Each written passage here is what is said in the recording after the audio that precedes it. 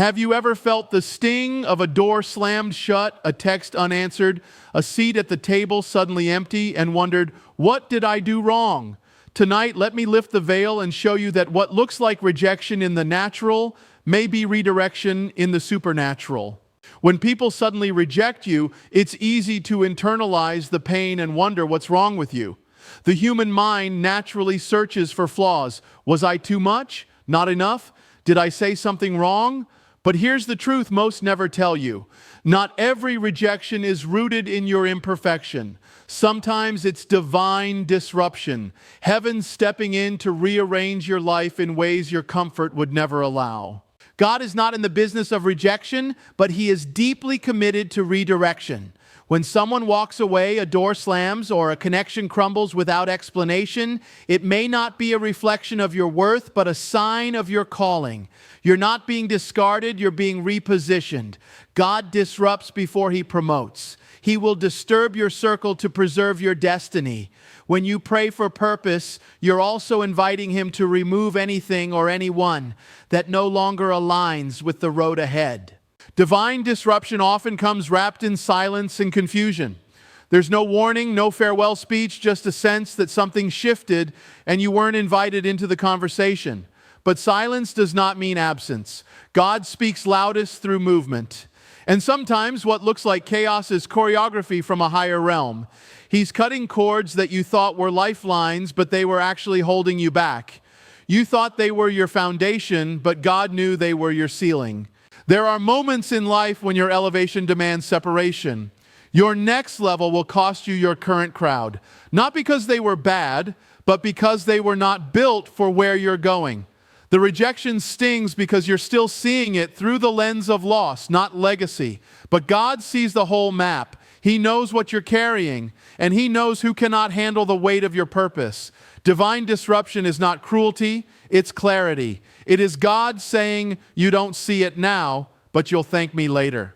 Consider Joseph, rejected by his brothers, sold into slavery, betrayed and forgotten.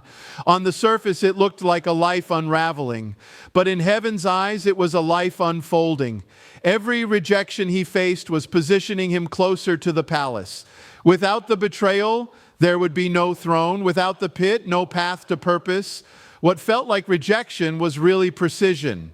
The pain of divine disruption is real. It scrapes at your pride and questions your identity. But that pain is the stretching ground for greatness. God doesn't remove people because you're unlovable. He removes them because your assignment is too valuable. If He allows it to be taken, it was never your covering. It was just a chapter. Stop rereading pages God is trying to turn. Rejection is not a period. It's a comma in a sentence that heaven is still writing. So when people walk away without reason, don't chase them. Don't beg for closure. Let them go. Not because you're heartless, but because you trust the author more than the storyline.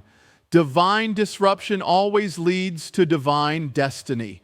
Some rejections aren't about your mistakes, they're about your presence. When the light within you begins to shine brighter, it naturally disturbs the darkness in others.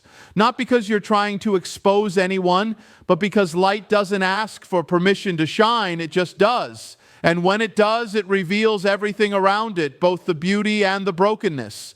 The truth is, not everyone is ready to be seen, and not everyone can handle what your presence reveals. When you grow spiritually, emotionally, or morally, your very being becomes a mirror. People start to see themselves through the reflection of your character, your convictions, your choices. And that mirror can make some people deeply uncomfortable. It forces them to confront areas in their own lives they've ignored or suppressed. Not everyone is ready to face that. So rather than stepping into the light with you, they retreat. They withdraw, reject, and sometimes even attack. Not because you've harmed them, but because your growth threatens their complacency. This is why people can love the version of you that stayed small, silent, agreeable, the version that didn't challenge their dysfunction. But when you start speaking truth, setting boundaries, or living with deeper purpose, the shift begins. The very things you thought would bring connection, clarity, integrity, authenticity, often result in separation. Because the light doesn't just attract, it also repels what's not aligned with it. Jesus said it plainly. People love darkness more than light because their deeds were evil. That truth still echoes today. Sometimes the rejection you feel is a spiritual reaction to your illumination. You didn't become offensive, they became convicted. You didn't change who you are, you just stopped hiding it. And when you stopped hiding, others were forced to start confronting. That's where the friction begins. It's important to understand that light doesn't have to shout to be powerful. It doesn't have to argue to be convincing. It just stands, still, unmoving. And yet it changes everything around it. You don't need to dim yourself to keep people comfortable. You don't have to shrink to preserve peace. True peace doesn't come from appeasement, it comes from alignment. If your light causes someone to walk away, it's not your burden to carry. That's spiritual dissonance working itself out. There's a cost to carrying light. It may cost you friendships, approval, invitations, but what you gain is far greater: clarity, purpose, and peace. Rejection is sometimes just the reaction to revelation, and you can't apologize for who you've become when God is the one who lit the fire in you. Some people will distance themselves not because they don't care, but because they can't handle the reflection of what you now carry. Let them go. Don't chase explanations. Your job is not to convince people to accept your light. Your job is to keep it burning. You were never meant to blend in with the dark. You were made to shine boldly, quietly, consistently, even when it makes people uncomfortable, especially then. There are seasons in life where loss doesn't feel like a choice. It feels like a cutting. Friendships fade, doors close, opportunities slip through your fingers, and you're left wondering why something that once felt so right now feels like it's being taken away. This is the pruning principle at work. It's not punishment, it's preparation. In the same way, a gardener cuts back branches, not to destroy the plant, but to make room for more fruit. God allows certain things and people to be removed from your life so that you can grow into the fullness of your purpose.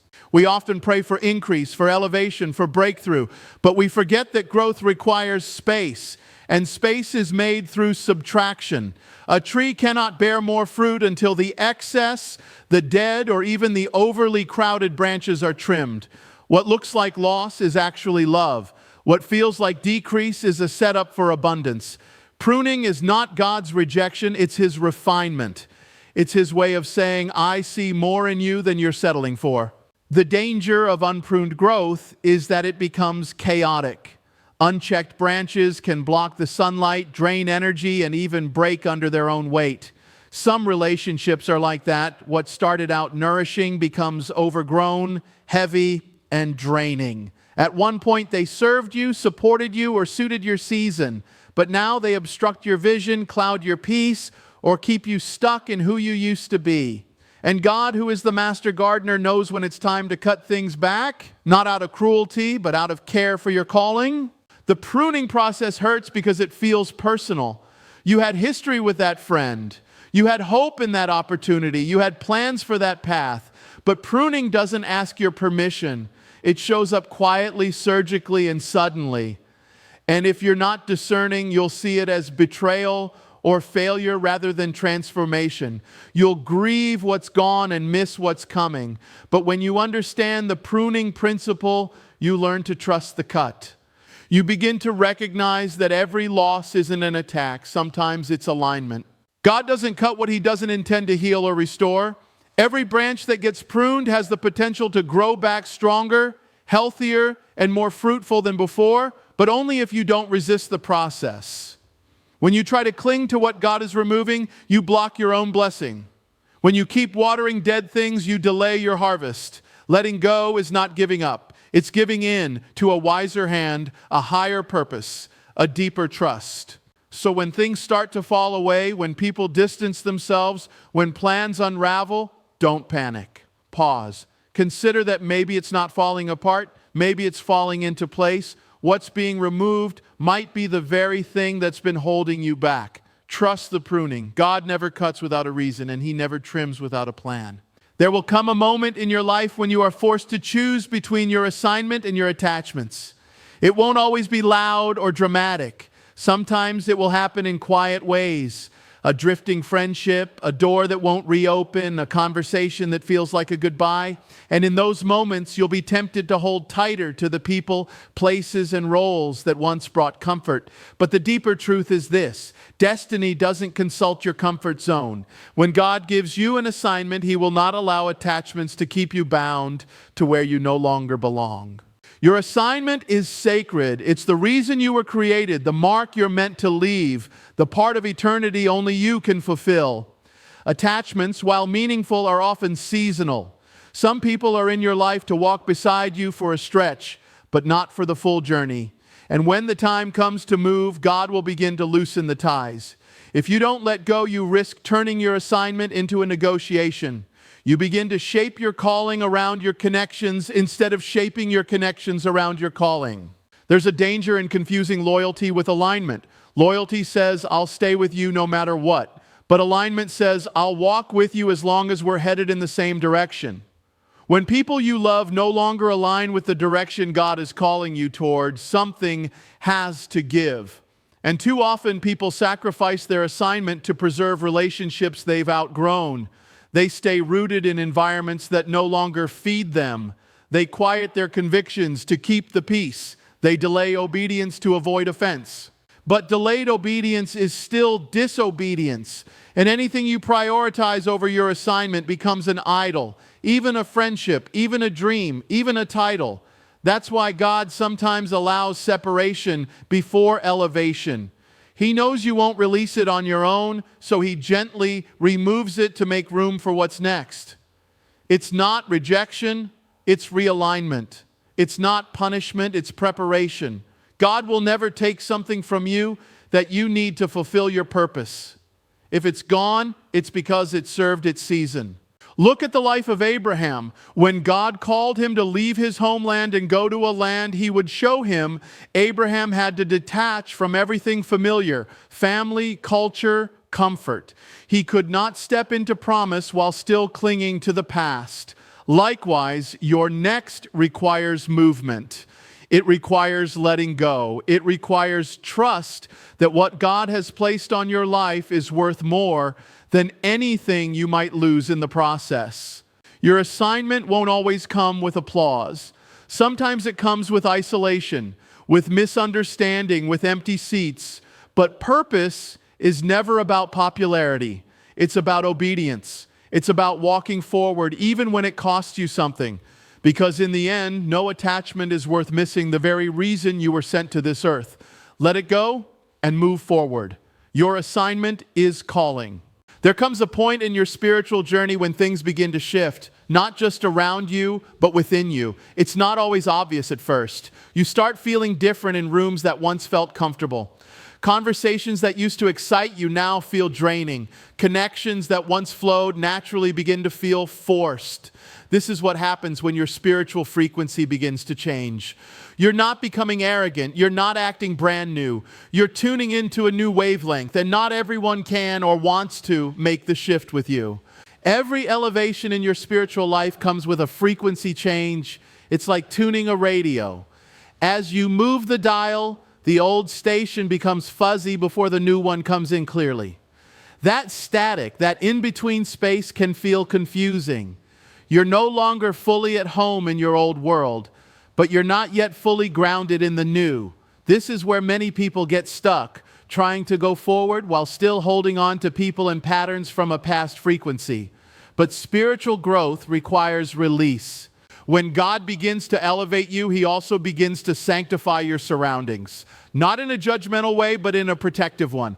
Some people will feel distant, even hostile, not because they're bad, but because they no longer resonate with who you're becoming. They were aligned with the version of you that existed at a different level of awareness, a different level of obedience, a different level of purpose.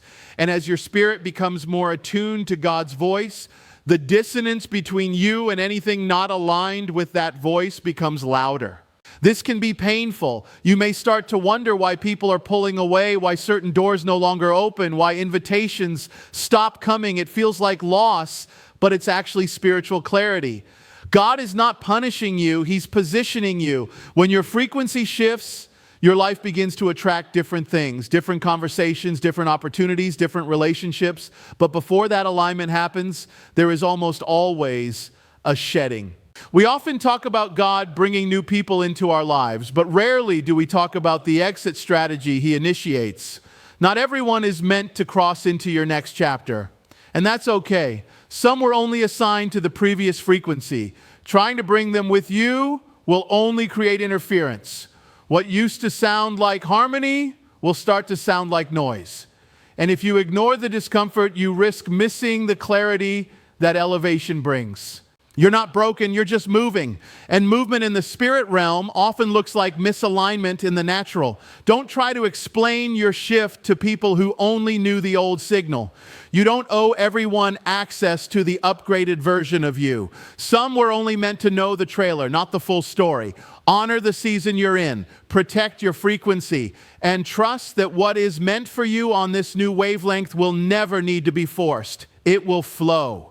There are battles that rage long before you see the symptoms. Not every storm in your life comes from something visible.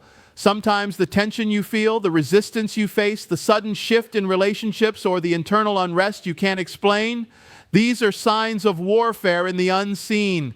It's not paranoia and it's not coincidence. It's spiritual.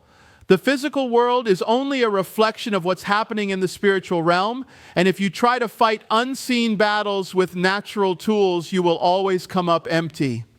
The moment you begin to step into your calling, the moment you start walking in truth, clarity, and obedience, you become a threat, and threats are targeted. The enemy doesn't waste resources on what isn't moving. It's often when you're closest to breakthrough that opposition intensifies, not because you're going the wrong way, but because you're getting too close to the right one. And the attack isn't always loud. Sometimes it's subtle. Miscommunication, weariness, confusion, isolation, distraction. These are the quiet weapons of spiritual warfare, strategically aimed to wear you down, to make you doubt what God said, to make you retreat.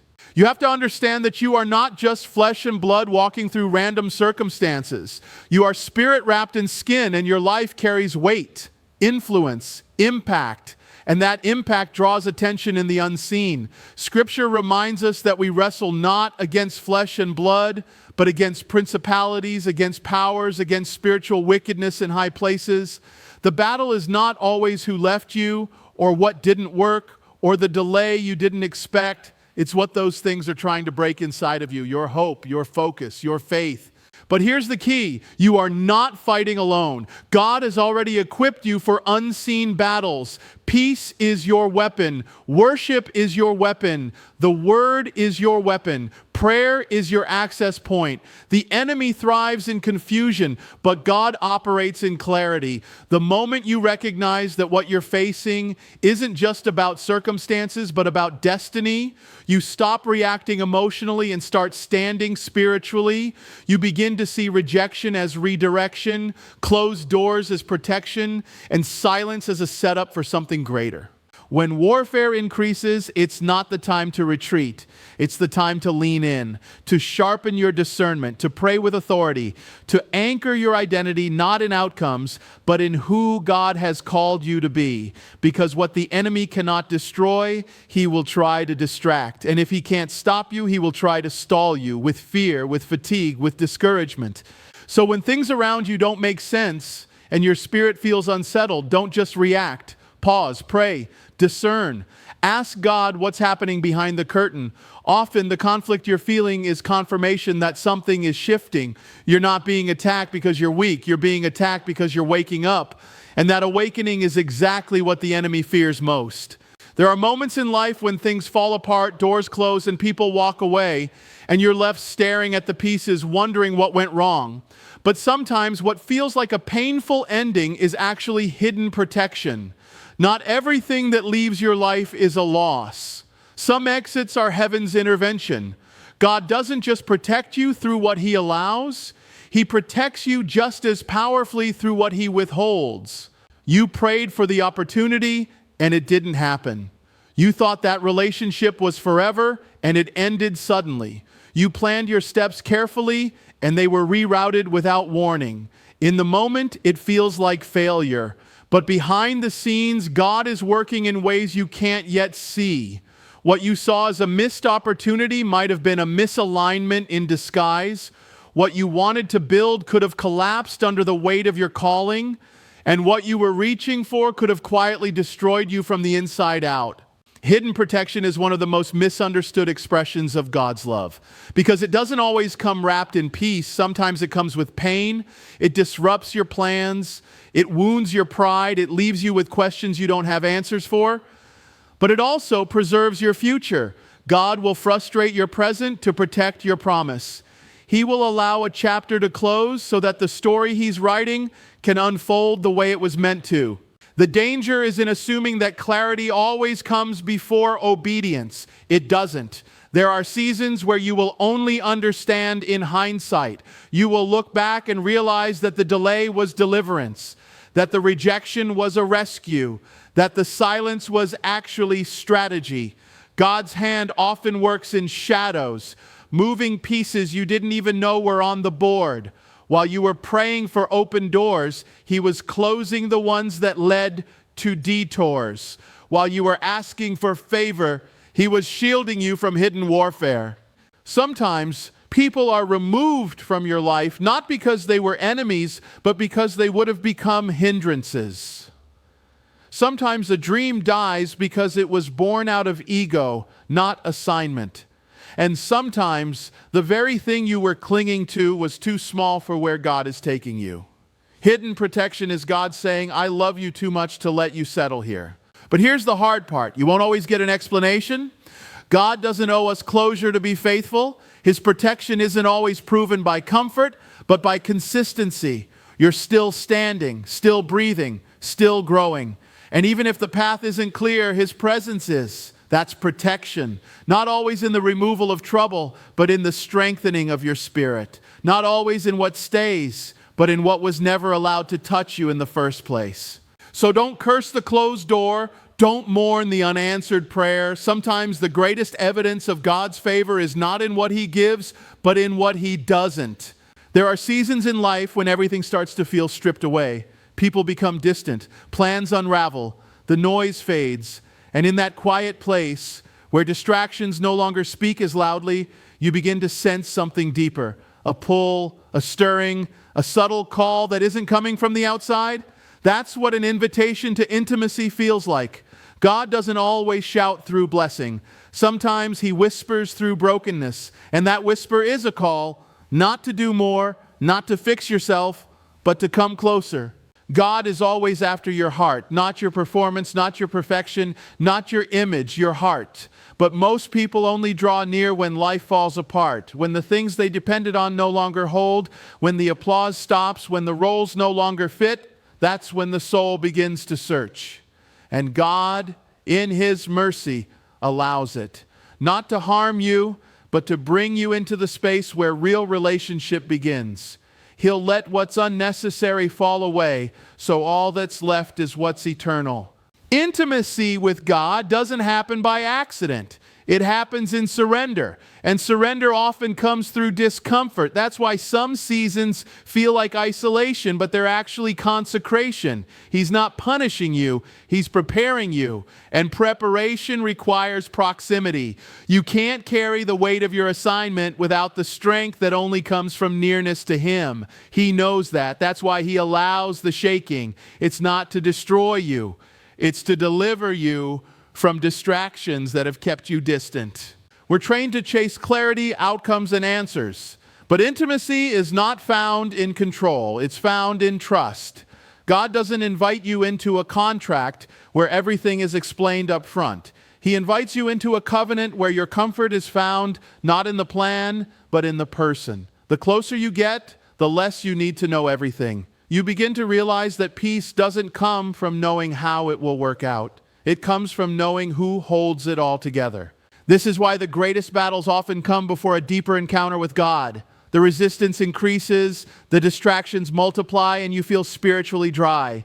But what feels like distance is often a setup for divine pursuit. God hides himself not to play games, but to invite you to seek. And in the seeking, you discover that he was never far. He was always near, waiting for you to turn aside like Moses did when he noticed the burning bush. The miracle wasn't in the fire, it was in the fact that Moses stopped and stepped closer.